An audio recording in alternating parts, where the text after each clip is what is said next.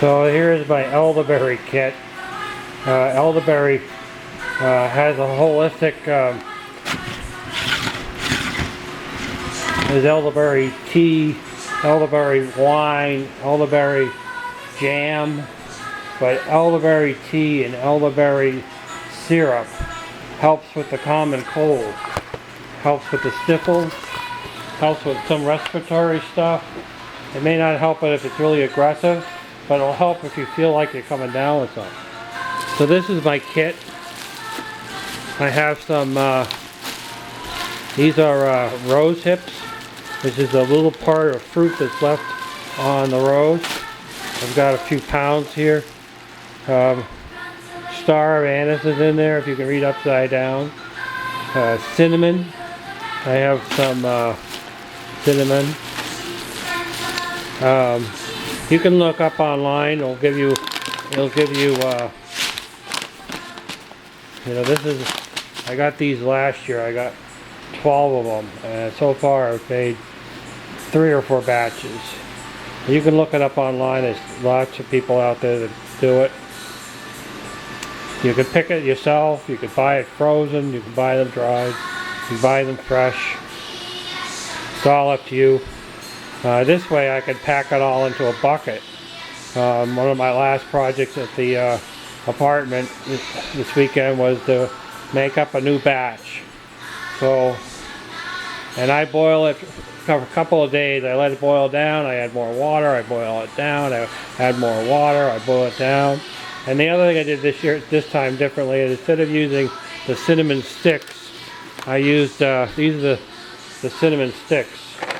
But instead of using these, I use the powder, because what I found for myself, that because one of the ingredients in here is organic honey, and it's a little bit of a, you know, it has its issues with being diabetic. So what I found is that I take the goop. When you're all done, what you do is you strain it out in cheesecloth. Most people would compost or throw away the goop that's left over. What I did is I put it out onto a piece of parchment paper, and I dried it in my dehydrator. You could probably just dry it in a lot of different ways, or just out on the counter. You could just dry it, and then I bag it up, and then when I'm feeling like I'm kind of cold or I'm coming down with something, I just make the tea, hot water. I just throw it into the pot because everything in here is edible. Once you boil down the elderberries, the thing that's in them that you're not supposed to do is has been boiled out of it. So, and it's made a big difference when getting sick. And if my kids get sick, I give it to them. So, we're moving along here. I've got the cook stove, the wood stove all installed with the chimney and outside and all that. I got internet, as you can hear, which is nice in a way. And I've been working on the kitchen. So I've moved my spice rack over from the apartment today. Got my spices on it. These are all my the resource store shopping bags. You get them for $1 a piece. I'm using these to transport stuff, so I'm not using boxes.